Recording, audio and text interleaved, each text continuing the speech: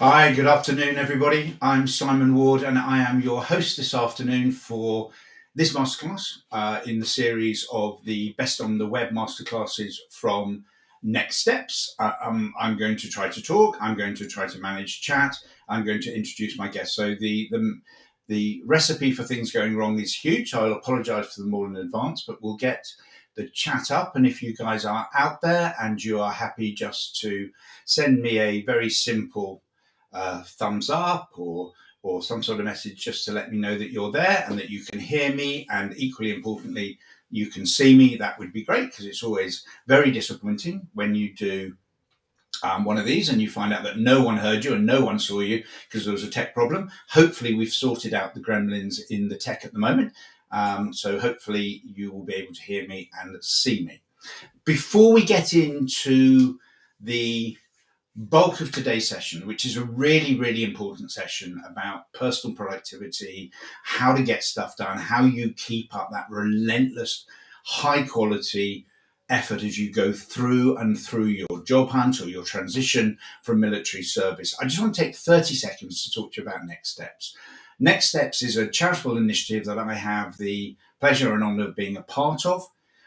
We are going through the process of securing charitable status to launch a unique charitable initiative where a group of veterans, recruitment professionals, HR professionals, hiring managers, and HR internal guys, people who work within HR in organizations, are going to come together. We're going to put together a detailed, structured, comprehensive job search training program, and we're going to back that up with a equally comprehensive and multi-lensed mentoring service for those who are transitioning out of military service or who are currently veterans and feel we can be of help. So that's the next step for us. It's the Next Steps charity. I'd like to keep an eye out for it. And this series of masterclasses is just to bring the Next Steps brand into some sort of reality and make the public commitment that we are going to get this thing up and running, and we are going to help as many transitioning out of the armed forces and as many veterans as we can, completely free at the point of use, but with expertise and specialist subject expertise at the point of use too. So that's Next Steps. Today is an informal session, and one of the bonuses, add-ons of today's session is going to be you guys communicating with each other, communing with each other. There is the Best on the Web group that you can all join. I'll pop a link up to that a little later. If you have a question, the best time to ask a question is when you think of it. So just pop it into chat. If either Zarina or I are in mid-flow, I'll come back to it and we'll answer as many questions as we can during this session. If you're asking a question, as opposed to putting up a comment or an observation, put it in caps or put a flaming emoji next to it, just so that I'm going to spot it, because I'm going to be managing chat as well as the broadcast. So I need all the help I can get, basically. Today is slightly different. It's always a little bit stressful presenting a live broadcast on LinkedIn, Facebook, Instagram, Twitter, and YouTube. Today it's even slightly different because I have that added pleasure, but also the added pressure that today's guest is Zarina Ward. Zarina Ward is the Global Director of People at Mind Gym. I'm going to let her introduce herself, but it adds that slightly additional level of pressure because Zarina is also my wife. So I'm very conscious this had better go well. So as many questions, as many interactions as possible, and I'll be grateful for that. Zarina is with us. This is slightly hyped up because I'm in a shed and Zarina's in the house about 15, 20 yards that way. But we thought we'd do it professionally on this platform, which is Restream. I'm very grateful for that. Zarina, hi, thanks for being with us. I say that to all my guests. I mean, even a little bit more, I guess, today. Can you just give us an initial introduction? Talk us through your career to date. Thanks for the intro, Simon, and delighted to be here and supporting Next Steps. And I'm hoping this session will be useful to those that have taken the time out of their day to join us. And I'll just add that I'm a bit annoyed actually that Simon hasn't popped out to get milk because I don't have tea, which I normally have in all of my sessions. So I'll just add that in. Coffee mate cracks it every time, I'm afraid. So firstly, I'll just introduce myself. So I would say that the first 10 years of my career were very much focused in talent acquisition, or back in the day, that was just known as recruitment, which we all know and understand. In the latter, sort of the more recent 10 years, if I can put it that way, I've moved into slightly broader people related roles that would span talent management. So that's normally the employee life cycle from when a person joins an organization to when they leave and everything that goes on in between from that point. Most recently, I've been at Mind Gym now for the last year. So I'll hope, in addition to just my personal guidance on how to be more productive, what I've actually been learning quite heavily over the last year is the psychology of how many of our personal habits and effectiveness come together. And whilst I'm certainly not an expert, I'm surrounded by experts in my day-to-day world at Mind Gym, and I'll certainly try and bring what I can of that to this session. One thing I would just like to add and explain why I've asked Zarina to do the session and why I'm so glad that she has is that Zarina and I have known each other for 25 years. Probably of those 25 years, we've worked together for about 15 of them. And I've worked with some very big organisations, as has Zarina, with Ernst & Young and Oliver Wyman, as well as Mind Gym and RGP and other organisations. But I have to say, and Z knows, I think this anyway, I have never worked with someone who is as focused, structured, organised, who delivers so consistently and so much to timeline and deadline as Zarina. I was at the other end of that piece of string. I think I've slowly moved along it a bit. I've learned a great deal from Z, and I've stolen all her ideas. And in fact, a lot of Zarina's working practices are now embedded into the habitual effectiveness methodology that we use when we're delivering job search support to a wide audience. But Z, it's difficult to work with Z in some ways. Otherwise, it's the best thing in the world because you try to live up to the standards that Z sets for everyone else. So I thought that today would just be useful, and I'm going to be listening, taking notes, and sharing everything I can because I've got a long way to go. And anyone who's worked with me at Capita or Legal & General or Axon will be going, "What, Simon, organised?" I'm getting there. I promise. I'm doing my best. But see, I just thought today the sensible thing to do is just to let you walk us through. If I have questions or observations, I'll add them. But the best thing is just to let's listen to the expert. Thank you. So the first thing I would say in terms of how to get things done, firstly, there's the old adage of, if you want something done, ask a busy person. And whilst I think that is very true, there's also a way in which and tools and tricks that you can use, and certainly that I use, some of which are quite natural. I think I'm quite lucky. I'm naturally quite an organized person, so that does help.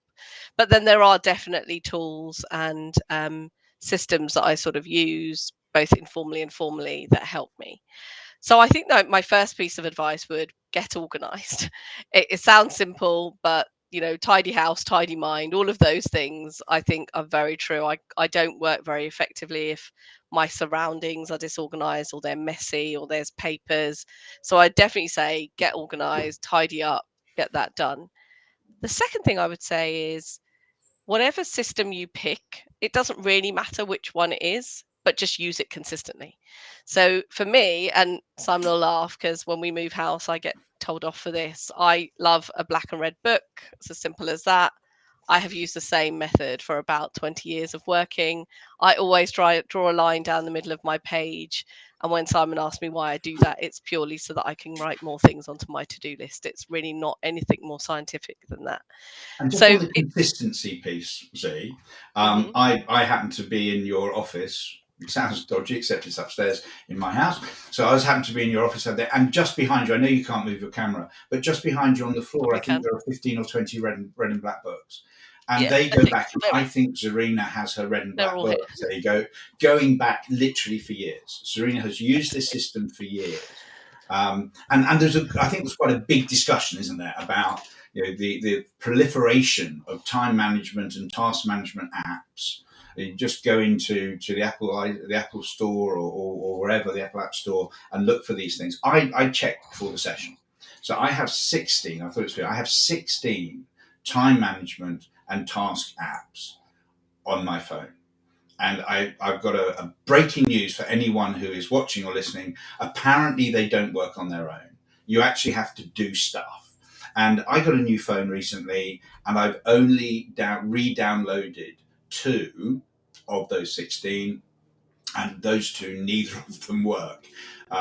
So Z is an advocate for really kind of a bit of an old-fashioned approach, which is great, and it goes back to that point, which is do what works for you, doesn't it? And I think the consistency point. So what I have found over the years is, as like you, Simon, I have tried different things. You know, we all have our phones. I'm a bit Android, so I've always had a Dell or equivalent from computer. I've never used Macs as computers. And there are a couple of additional things I would say I have tried that have worked and have stuck. And then there are others that just haven't. So the ones that have stuck for me, and I'm happy to share those, I will always use my book and go back to my book, because actually what I find is I spend a lot of my day in meetings and I take a lot of notes, and I have always done that. But also because of the nature of the work that I do, I often refer back to my notes. The reason I keep my books going back a while is I'll think, oh, I spoke to so and so and we talked about their development plan, and I want to refresh myself on that conversation. And as long as I can roughly look in my calendar and see when that conversation is, I can normally find the correlating notes in my book. So it's helpful to me, but that's just personal. And then the consistency point, a colleague of mine, and I dare say she's not on the line, but she's a colleague that I work with at Oliver Wyman, which was a good few years ago now. She showed me how to categorize my emails. I'm still quite old school. I find most organizations are, and although we have a number of tools that are constantly being introduced, obviously email is still a big part of what you will use, both in a job hunt, but also in a corporate organizational role. And actually categorizing my emails was quite life changing. And I'll share my screen quickly, but hang on a second, because I'll just have to figure out how to do this. Oh, it's not coming up on my window, just bear with me. So if I just share my screen, and then Simon, you should be able to share it now. Yeah. Hold on a second.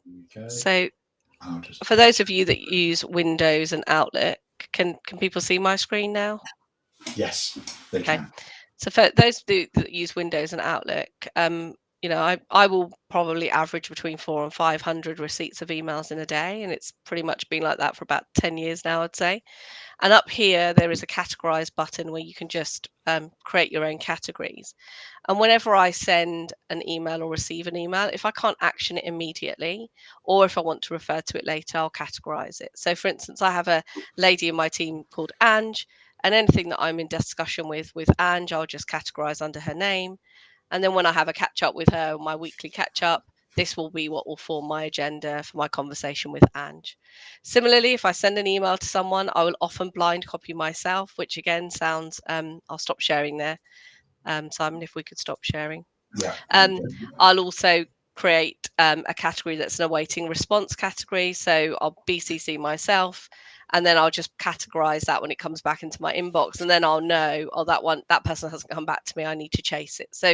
So between my black book and my inbox, I do have sort of 2 systems, one that's slightly more digital than the other, but it does mean that I'm constantly looking. As you'll have seen from my inbox, there was only one email in there that was unread. I do keep on top of my emails, and I think in my role that's quite important. If I think in any role it's quite important actually, but categorizing was really quite life changing once I started doing it, which was quite a number of years ago. I've always taken that in other jobs that I've gone to from there. Can I just ask you a question at this point, Steve? So watching you at work, usually delivering a tea or a coffee, but watching you at work, it all seems effortless. And I know a lot of that is practice, and it's having done the same things for years, being comfortable with what you're looking at on your screen or on your desk. But do you actually dedicate time to organising that structure and doing so, or does it happen as you go along? I think so. I think there's 2 answers to that question. So yes, I'm always doing it. So it's not like I organize myself once in a day and then I don't reorganize myself. It's quite a constant thing that I'll be doing all of the time. So I'll be For instance, I wouldn't leave categorizing all my emails till the end of the day. I'll just do it as I go. The other thing that I think is absolutely key is I'll always close my day out, whether I'm finishing at 5 o'clock or 7 o'clock or 10 o'clock. I will always close my day out by writing my to-do list for the next day.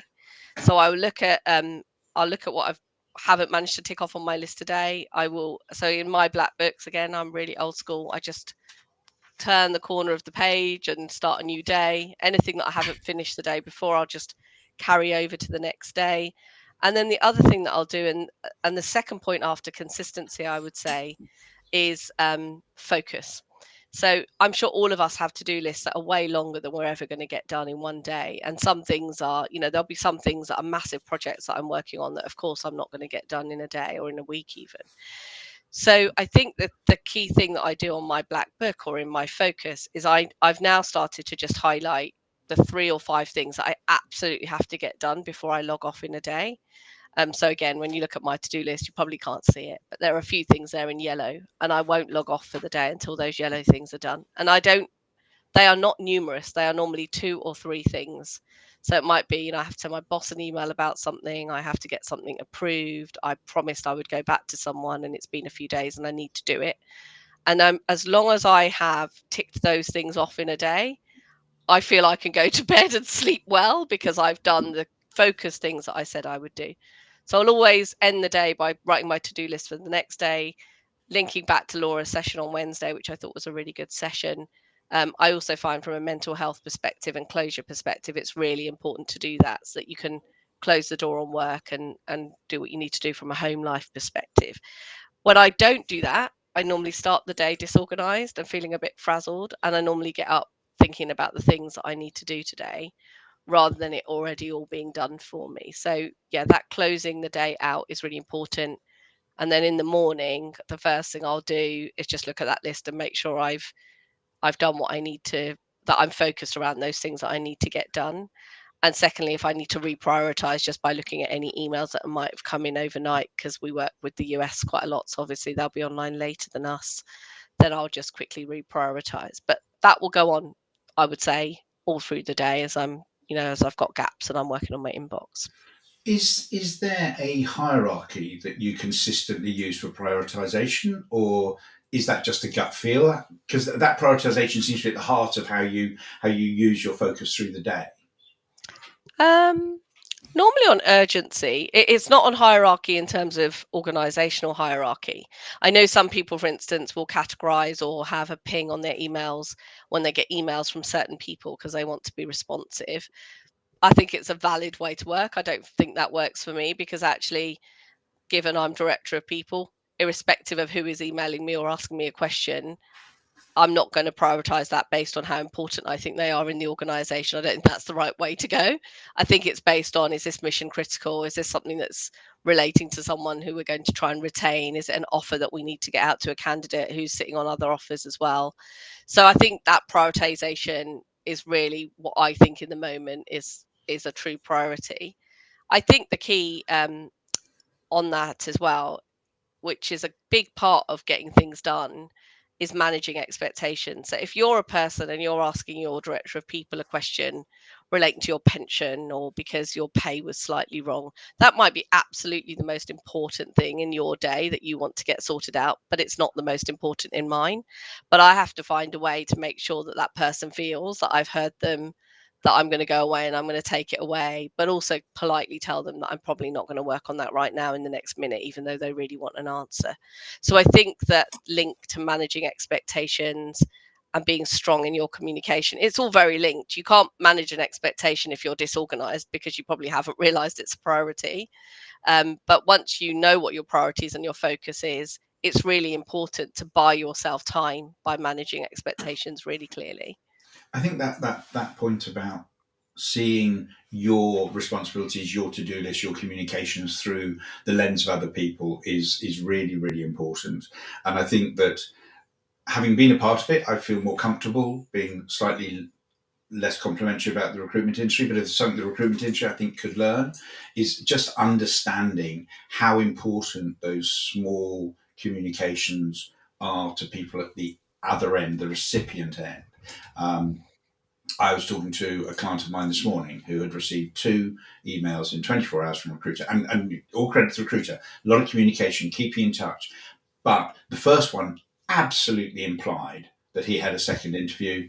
The second one actually started off, we are removing your details from our database. It couldn't have been crueler, more brutal way to inform him. In fact, they weren't going to take him through to the second interview, but that was an automated email. And that worried me even more, because when automated emails are brutal, just haven't given it some thought. So if there's anyone out there from the recruitment industry, I love you. I've worked amongst you for 30 years, but I think consideration and humanity in communication and seeing it through other people's lenses rather than your own is such an incredible talent, gift, skill when you get there, and it really, really works. So sorry to interrupt, C, but I just That's thought I'd okay. pick up on that. I think that's really important from a job hunting perspective as well. So appreciate this is also focused on people that perhaps are transitioning out of the military or have left and are now looking for work.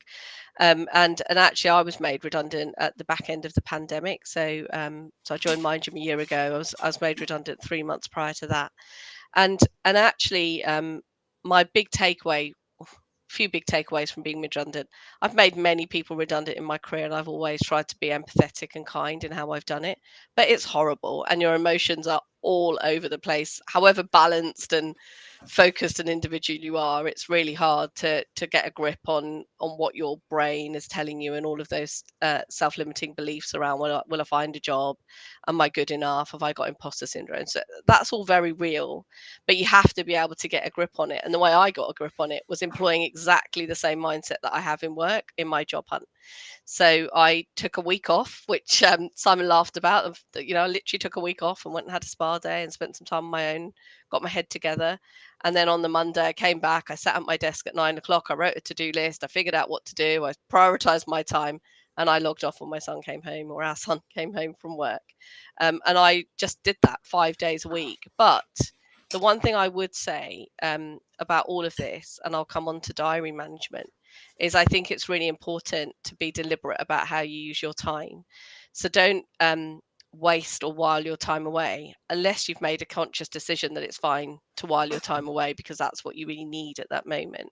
So I wasn't a martyr in my, job hunting is hard. You're not highly motivated every day of the week. And having lots of networking conversations and conversations with recruiters or potential employers and being on a day when you don't feel like it is really hard. And I think it's important to acknowledge that, work through it, because you can't be 100% motivated every single minute of the day. So giving yourself focus and organization will mean that you can still be productive even on a day when you're not feeling at your A game, and that's fine. But then if you want to have a timeout and go and watch West Wing at 3 in the afternoon, which I would do sometimes, fine, just make the choice.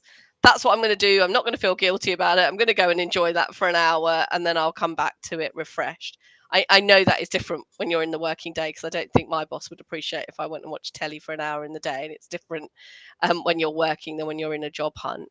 But I think that deliberate use of time is really important, particularly 2 years into a pandemic when we're all quite tired and we've spent a lot of time at home and all of our boundaries are quite blurred on how we're working. Being deliberate about your use of time, I think, is very a good mindset to adopt, actually, in terms of how you do things. We And then talk quite a lot about running an intentional job hunt, because when you talk to people who are looking for work, particularly people who have been looking for a while, that intention goes, and they start doing things almost to fill their time rather than with a purpose and with intention. And that point you make about it is hard to job hunt. I make my living or a part of my living as a job search coach. It wasn't the easiest thing in the world having a wife who was looking for work, but we got there. It was good, but even I would say that I think the vast majority of job hunters today know 70 or 80% of what they need to know. And job search coaches just make it as complex as we can. We try to look for things that will add a little bit, and the return on investment, once you get past that 70, 80%, and you put an extra line of white space around a bullet point, yes, it helps, but the return on investment begins to fade. But The rest is about how you use your time, how you run your job hunt. And we're spending more and more time now working with our clients to look at what are you doing, how are you doing it. And on Wednesday, I talked about the Make Your Bed video. I talked about getting an early stage accomplishment in so that you go through your day. A little bit later, I hope Zarina's going to share her screen again and show us her diary, because I think obviously a key part of personal productivity is around that diary management piece as well. But managing your time with intention and deliberately using your time is really important. And I think that fades with people who, as maybe a degree of desperation grows, and people just end up doing stuff rather than doing less stuff well and doing the right stuff well. And I think that can be a problem.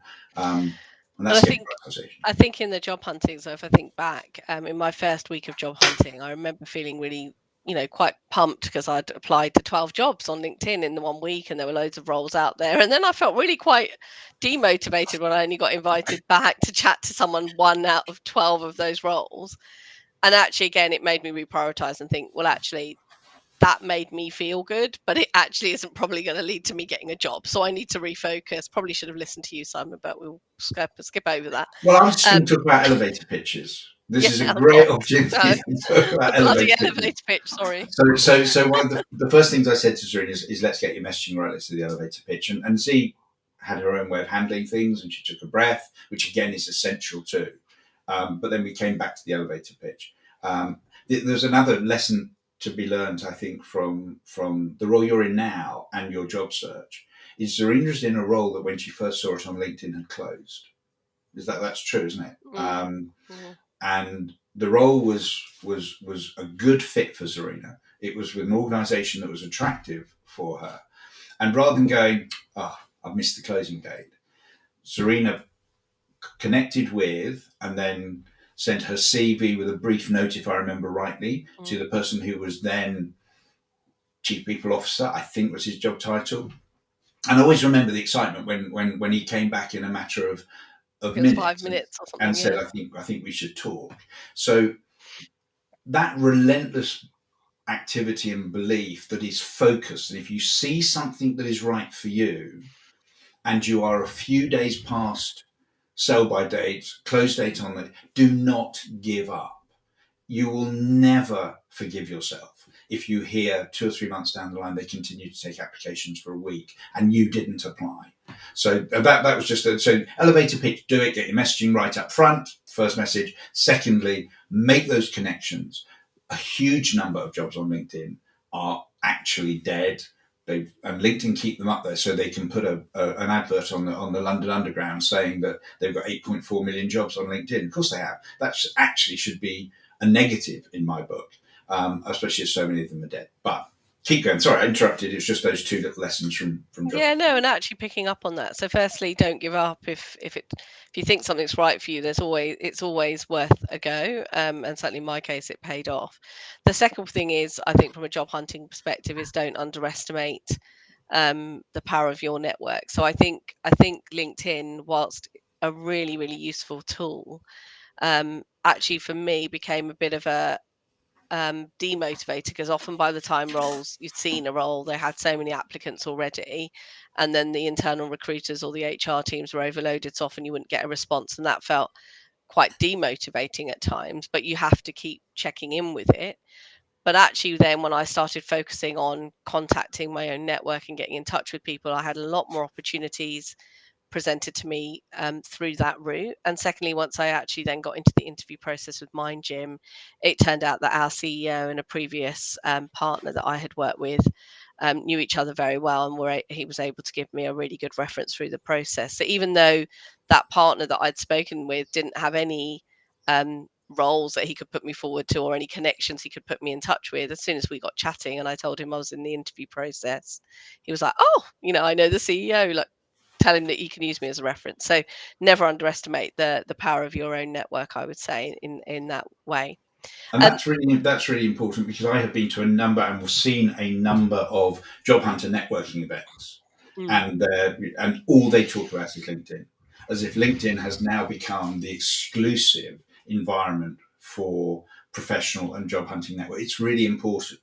Absolutely it is. But because everybody is trying to network through LinkedIn, it's harder to have impact. But it means that there's other routes to people through phone calls. There's a shocker. We can still use our phones for phone calls, and or text message or WhatsApp or email can be dramatically more effective than only connecting and only trying to network through LinkedIn.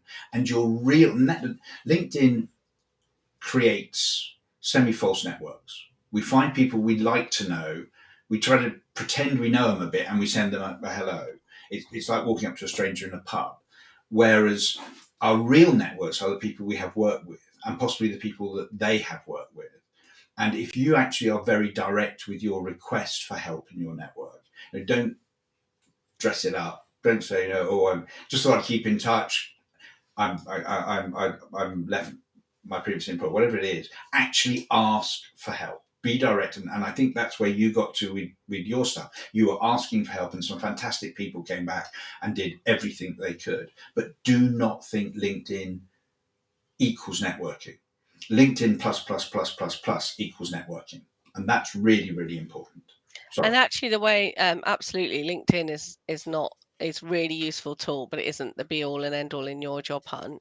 I think when you come to your own network, firstly, that point around being direct. At first, I felt a bit embarrassed. I didn't particularly want to shout around that I'd be made redundant, and then B, there were some people I just hadn't been in touch with just because I hadn't got round to it, and I felt a bit. It felt a bit embarrassing to be like, oh, like now I'm going to go and ask them for help. And actually, most people just wanted me to cut to the chase. So then I got to a point where I'd be saying, hey, so and so, really sorry, I haven't been in touch for a while. I've been made redundant. Wondered if we could have a chat and see if you can help. And it was literally as direct as that. And people would, people who to get into their diary normally might take 2 weeks or 4 weeks were giving me time the next day or within a couple of days, which was just that actually gave me huge amount of motivation as well, because people really were bending over backwards. Really senior people, really busy people who I respect were bending over backwards to help me, and they really did. And then the other way that it was quite powerful was if I did see a role on LinkedIn, and I could see someone in my network was linked with, say, the HR director of a role that I was going for. Actually, again, in my networking, say, I see that you're linked to so and so at XYZ place, and I want to put my CV forward. Can I use you as a reference point in the covering letter, again, to just give myself a differentiator, but a good point of reference? And that worked in a couple of occasions as well. So, yeah, And that's a really definitely figure important that thing. out. Networking doesn't work on its own. Increasing your network and having loads and loads of connections and not doing the work to turn them into an asset is just a waste of time. So actually going and having a look, who is that second layer of contact through? Who knows who can you go and ask for that introduction to someone in their network is really important. But one thing I'd like to talk about is when you revitalize your network in the way that you did during your job hunt. It is, and I would send out all those messages, and I might get them right. I might ask directly for help. I would then drop ball after ball after ball as people came back to me. And if a conversation went into 3 or 4 messages, and drop down my message, and I've tried to use the LinkedIn messaging board as a prioritized to-do list. So the people at the top are the guys I'm going to deal with most. I really struggled. How did you manage that human communication when you suddenly increased your network's activity so much? So I employed the same tools. Send myself an email, like remember to ring so and so, whatever time, whatever it was. The thing that I found hardest about being a job hunter was I didn't have a calendar. I'm so wedded to my Outlook, and I will share with my diary with all of you. So the way in which I use my diary, I'll just go back to my share screen. Hang on one tick. Now, anyone who has been on one of the habitual effectiveness sessions that we run will recognise Zarina's diary as being a little bit like ours, but Z's is on steroids really. So let me just show So you this that. is, oh, I don't know, are we on there? Yep, you're on now. Yeah. Okay, so this is my diary for this week, and I again, I use Outlook tooling here, and I did find that hard in my job hunt because I didn't have Outlook. I was using Gmail, which is a bit clunkier. But on Outlook, you're able to color code your diary. So I keep one diary. This is where I don't go old fashioned. I don't have a personal paper diary anymore. I do use this for everything. Everything that you see in there in purple is personal. So I use this diary for anything personal. As you'll see on there, we've got a Tesco shop coming later on this afternoon, which is in my diary. And then the rest of the stuff that I have in there is red is really meetings that I have to be in, I have to prep for, that I can't miss. Pink are things like lunches and networking connections. And then I do try and keep, you'll see some blocks in yellow where I actually just try and keep time to work because my diary can be very meetings heavy. So I will just block out time to make sure that I've got time to work. And then what you'll see that what I had put in for Wednesday was then I just write down the things that I absolutely have to get done in that day. So rather than just having a clear day to work, I've kind of given myself a nudge to say, I need to get the commission work done and I need to write a couple of job specs for roles that we're hiring. Sorry, somebody's asking a question. Is your spare copy diary It's using? me. I'm asking it of Oh, Kundi. I didn't. sorry, So sorry. Kundi just put up that he uses So you can stop old-fashioned sharing diary. now, Si. Okay. Hold on a second. There we go. And I was just asking Kundi whether it's a paper only or whether Kundi also uses any sort of digital diary as well. So and again, I think with all these tools, I'll absolutely say it again, there's no right and wrong answer. The reason I use a digital diary is I am fortunate enough to have an EA. So she also puts things in and out of my diary. That's quite a new thing. I've only had an EA for about 3 weeks in this role. I'd But argue you've had one for 12 years, Sue. Yeah, no, apparently not. I think you've had one. So I think actually that color coding piece where I can really clearly see in my day what's upcoming. I've got a red meeting coming up. Have I read the papers? Have I done my prep for that? Is everything in order? And then again with team catch ups and things, I know that I can be a bit more informal in those, and that's absolutely fine. So I do use my diary as a tool, not just for me to know where I need to be and where and when, but as a to-do list to some extent as well.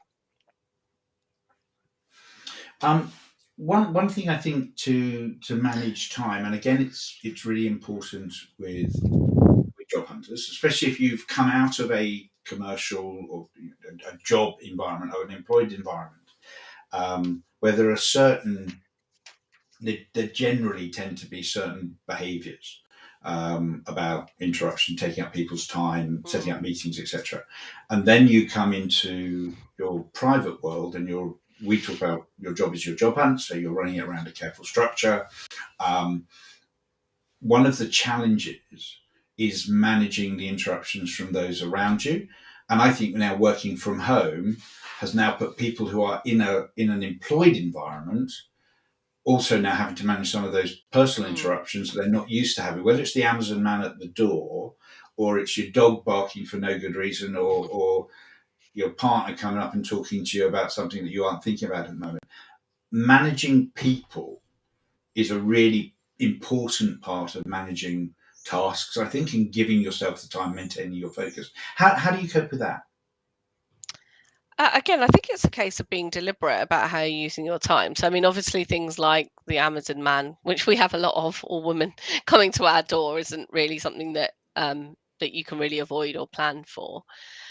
But I think in terms of, I think there is an element of personal discipline. So again, if I'm in the middle of working on something that I really need to focus on, but I want a cup of tea, and Simon's in the kitchen, if there's something we need to have a long chat on, I will normally close that off and say I really need to crack on, and but then I'll make sure I come back to it later. So then I think it's about managing expectations again. Even I think you have to do that with your personal life as much as you have to with your private life, particularly in how we are working in the modern world in terms of work-life integration. So I think having your boundaries, managing expectations with people, I think in our house, for instance, I think I use a physical barrier when my door's shut. It basically means I'm working, I'm on a call. Sometimes I might just be working because I need to write something that I'm thinking about and I don't want interruption. If the door's open, can come in, give me tea, have a chat. Oh, my apologies, had a call coming in then. So I think it's a case of really thinking about how you can manage those interruptions. I think there's another thing, and I have got an article. Actually, Simon, it was in the notes that I sent to you. If you can copy the link and put it into the chat, there was a really good article about distraction. And there are 1,000 more distractions in our lives than when we first, many of us started working, whether it's 10 years ago or 20 years ago. Social media for a start, news, this whole work life integration piece where we're all working either hybrid or fully remote or whatever we're doing. And actually, distraction is pervading us in every part of our life. So don't feel bad about the fact that you might be distracted. I do think, and back to Laura's mindfulness session on Wednesday, acknowledging that you are feeling distracted and then trying to push that acknowledgement out. So you've acknowledged it. I know I'm distracted today. I'll have days like that. I'll think, oh, the washing is really bothering me today. And I just have to acknowledge it and then move past it so that you stop that thought and then move on is really important thing to do. Or if you're able to work in a flexible way or you're job hunting, then go and do the thing that's distracting you so that you can come back and fully focus again. So certainly when I was job hunting, I got quite obsessed with a program called the Home Edit, which is all about organization. So it really appealed to me, not to Simon quite so much.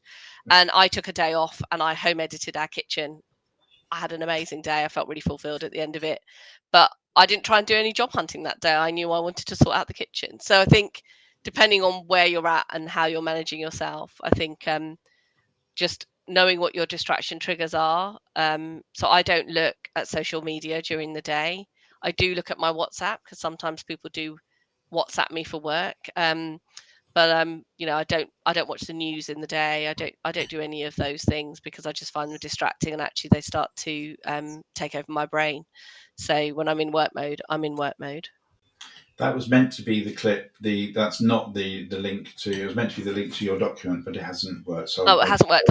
We can send it on perhaps yeah, after I'll the put it session. into. I'll put it onto both the event page, but also onto the Best on the Web LinkedIn group as well. So you can pick it up from there. And I think Colin's also given a good read on managing distraction. I've been doing. I've been watching a lot of Nightingale stuff. It's fantastic. I mean, a couple of other small things, and again, I've never said this out loud, so I'm probably not aware of it. I don't. I charge my phone in my office now overnight, and I don't use it as my alarm clock anymore, because I find that quite distracting to have. Can't help myself but look at my email or my diary if I'm watching TV in bed. So I just put my phone somewhere else. It's kind of a nuclear way to I probably should learn how not to do that, but that feels harder, so I don't make it hard on myself. So it's just a few things like that you can also try and see if it sticks. I think Andrew MacAskill this morning put up a post about how he now leaves his phone in his home office and his phone never goes into his bedroom. Yeah. And I think, knowing Andrew, I feel a campaign coming on. So I suspect, and it would be a really good one. All of Andrew's are, but I think that I need to do that. And my phone is a little bit of a comfort blanket. I guess when you're running your own business, you want to feel loved. And so last thing at night, I'm always looking at my LinkedIn. Has anyone emailed me? And I usually go to bed feeling sad about it. But yes, keep it away from your bedroom. And also the other thing that I've tried to do since Christmas, just in terms of work-life balance, is I have a rule now that if our son, who's only 6, is sitting with me on a sofa, my phone can't be on that sofa.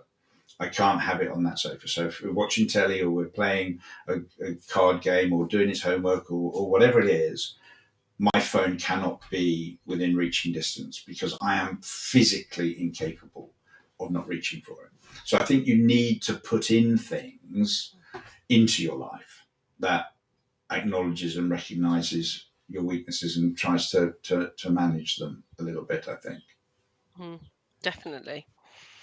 Yeah, I think there is just a lot of distraction, a lot more than we used to have before, and there's less boundaries because we're not just in the office, and so it does feel so you have to have some level of personal discipline and also know what your own boundaries are to be able to put those in place. So if I didn't tell you I was going to ask you this, I'm putting you on the spot a bit, but Go we're on. moving towards the end of the session. Hmm. What would be your top 3 or top 5 rules for productivity, getting stuff done, personal management? Sure. The first thing is my first one is get organized. Second one is prioritize, and the third one is focus. In terms of a rule, definitely write your to-do list before you go to bed at night. And certainly, like today for Friday, I'll write mine, and then won't look at it again till Monday morning. So that, I think, it's a bit, I know you always refer to the make your bed video from the military, and back in the day I was in the TA, and I know the importance of making your bed in the morning. So I think that's it. It's the work equivalent of making your bed. Write your to-do list. If you don't know what you're going to get done, if you don't know what you're aiming for, you're not gonna hit the aim, because you don't actually know what you're actually aiming for. So that would be the key thing, and it really isn't rocket science. It's so simple in terms of an easy, quick thing to do. Did I write my to-do list for tomorrow?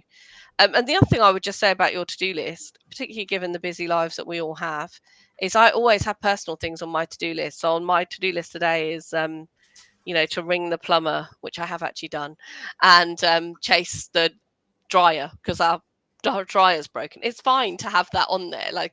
We don't have to pretend that we don't have that distraction or things in our lives. It's just about getting organized and then just working through it and making that quick call. And one thing, I think it's related to general life, but particularly in job hunting, I think it's important as you go through your day to internally acknowledge your accomplishments and your successes and your completions, because we talk about work blocks, as your diary does too, and moving from one to the other. We'd normally suggest a small break where you do some exercise, or what we call an endeavour or an escape, or an engagement. When you finish a work block, you should be putting something to bed. You should have completed it, and there should be a feeling of accomplishment at some stage. And a lot of job hunters have this mental state that success is getting a job, and that's great. Absolutely, the ultimate target is to get a job. However, until the day that you land your job, de facto, you're going to fail every single day. You are setting yourself up to fail. And if your job hunt is 3 months long, you are going to fail for 89 days before you succeed on the 90th. So those process point targets, measures, and accomplishments are an essential part of planning your day, essential part of planning your to-do list. But you then have to internalize that success and feel that you've accomplished something. Because if you spent 40 minutes and that 40 minutes was on job boards, or it was on rewriting your CV or reviewing your LinkedIn profile, you want to get to the end and know that you've achieved and completed it. And there may be a knock-on to do. So you've done the text on your LinkedIn, but you need to do either your little video or you change your picture. That isn't, you haven't failed. That's another to do. That's another task to move forward with. I think the last thing I would say is the power of saying no, which I'm actually not very good at. But if I go back to what I said right at the beginning of ask a busy person to do something, they'll get it done. I'd always fallen into the just doing more and more and more and more, because people just keep asking me and I don't want to say no and I don't disappoint anyone. But actually, there's absolutely nothing wrong with saying no, and particularly when you're in a job hunt. And certainly what I really learned, well, there were some people particularly that I was spending time with, who were really draining my energy, and I was trying to get motivation. And so I just had to start saying no to seeing those people in my own head as much as to any other time, because there's times in your life where you want to give, and that's totally fine, and you can cope with that. But if you're having a tough time yourself, then you need to also surround yourself with people that aren't going to be distracting, who you're not going to be giving too much of your energy to. So saying no can also be quite a powerful tool. I think selecting those people around you, there's this view that you are the sum of the parts of the 5 people you spend the most time with. You are the average of the 5 people you spend the most time with. So selecting those people around you during any period of stress, whether it is some sort of breakup, or it's bereavement, or it's a job hunt, carefully selecting who you choose to spend your time with can make a massive difference. And I think that is quite important. I think also that saying no is equally important in a job hunt. People become very, very subservient in the job hunt. And I had an example a couple of weeks, or maybe more than that, before Christmas, where someone was applying for a job, had their second interview. In the job description, it talked about the ability to speak truth to power, and the individual in question was considering not going to the rehearsal of his daughter's wedding because that is when they had asked to do the second interview. And when we actually had a chat about it and decided the right thing to do was to go to his daughter's rehearsal and to tell the company that he was not available at that time, but to explain why and that it was important. He wasn't deprioritizing the interview below something of mediocre importance. He actually went on and got the job. When he had the second interview and actually went to a third interview over the next 2 weeks, he secured the job. And when he secured the job, the hiring manager actually said that the way he handled the objection around "I cannot do that interview" had been a significant plus part in his journey through the recruitment process. And we talk about honesty and transparency, and it's really, really important. There's an awful lot of stuff out there about how we cover up things. Just be honest, and be honest all the way through. And I think a lot of what Z's been talking about today has been about being honest with yourself, being honest with others, identifying what you can do, how much time you have, when you're going to draw a line, what's your process, and sticking to it. I am now in a position of some difficulty because not only am I less efficient, and Colin, who has contributed on this call, is more than well aware of some of those failings. So I'm grateful, Colin, you're on the call just to watch me fail next to Z. But for me, it is now about taking the lessons that I've learned from this session, because this has been the first time during I've ever spent 45 minutes talking about how to be effective and how to be productive. Take those and then apply them through my life. I hope people who have been on the call have enjoyed it, and thank you very much for giving up your time and contributing. Really, really appreciate that. A big thank you to Z. I know how busy you are, so I really appreciate the time that you've given us. And finally, just to mention that next week we are just doing just the one Next Steps Masterclass, and that is with the fantastic Becky Webber. Becky and I did a masterclass back in August and got fantastic feedback. So we are rerunning that same masterclass again, which is about the myths that surround CV writing and some of those myths that have got bedded into our psyche that make it harder for us all to write our own CVs, and we start spending hundreds of pounds with CV writers. So we're going to be looking at things like the 2-page rule, the 6-second rule, etc. And Becky is just fantastic. Anyone who's been on one of her webinars knows how good she is. So that is on Friday, the 21st of January at 1:00 here on my LinkedIn profile, and hopefully we can sort out the tech on Becky's as well. So hopefully see you all then. Also join the Best on the Web LinkedIn group. We'll start posting additional advice and guidance. We'll also start posting links to like the article that Zarina talked about, but we will also be beginning to put up free tools, templates, guides, and checklists for members of that group. And we're hoping that will become a commune for people to talk and experience share their experience with other job hunters, other people transitioning out of the military, etc. So finally, just a really, really big thank you to Z, a really, really big thank you to all of you for being on. Thank you for your contributions. I'll be putting stuff into both the event page, which will stay open for a week or so, and then into the group.